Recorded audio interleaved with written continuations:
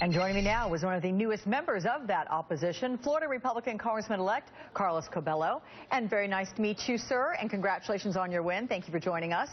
Thank you very much for having me. So does this new class in Congress have any intentions of trying to work with the White House? What are you hearing from your newly elected colleagues? I'm confident that Republicans in Congress want to show that we can move forward an agenda for this country that will lead to economic growth, job growth, wage growth. And I'm also very hopeful that President Obama doesn't want the last 2 years of his presidency to consist of just an infinite number of vetoes. So I really think that we're going to see both sides come to the table and find where we agree on issues like tax reform, jobs bills, maybe even immigration reform. That's the attitude I'm coming to Washington, D.C. with. I think that's the attitude that my neighbors back home in South Florida want us to have up here in D.C., and I remain very hopeful. Okay. Speaker Boehner said that the president would poison the well if he acted unilaterally on immigration reform with executive action. Won't the Republicans be guilty of the very same thing in terms of tenor if you immediately try to repeal Obamacare in January?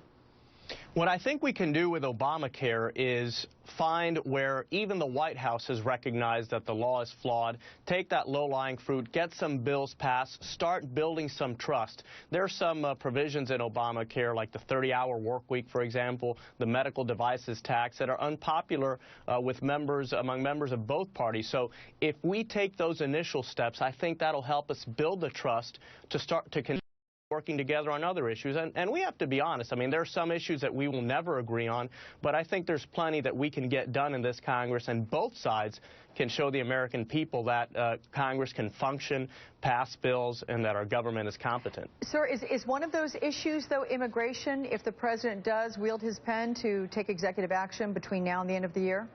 I'm fully committed to immigration reform no matter what the president does, but I would caution the president. I do believe we have a real shot at getting this done in the 114th Congress. I know that leadership, both in the House and in the Senate on the Republican side, understands the importance of this issue.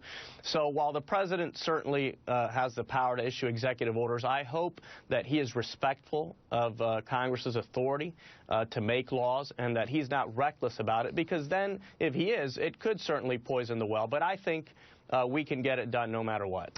I'd like to play a clip from your CPAC speech a bit earlier this year, so let's all take a listen to that. Our friends on the other side have done quite a number on us. They've convinced many Americans that we only care about the wealthy and that the poor are merely an inconvenience for us. And yet the great irony is that the left has, intentionally or not, hindered the progress of low-income earners in this country. So, sir, what specifically do you hope to do to help the poorest Americans when you get to Washington? Look, I like some of Paul Ryan's ideas on reforming our anti-poverty programs.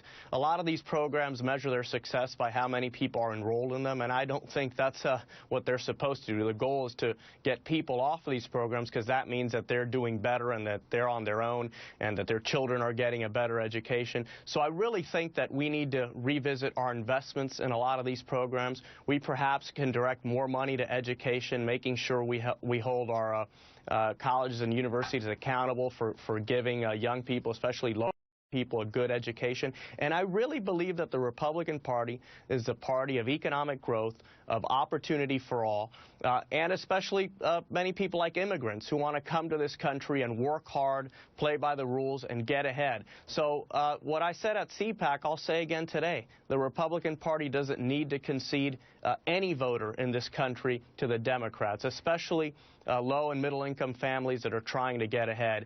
I'm committed to a reform agenda that's going to help those families, and that includes education. It includes reforming our anti-poverty programs, making them more effective, and job growth in this country. But as you're well aware, some of those programs you're talking about that Republicans are arguing they want to cut into really help people with the quality of their lives. I mean, what do you propose to do specifically, other than cutting into those programs, to improve people's lives? It's not a matter for me of cutting those programs. It's a matter of reforming them so that they are more effective.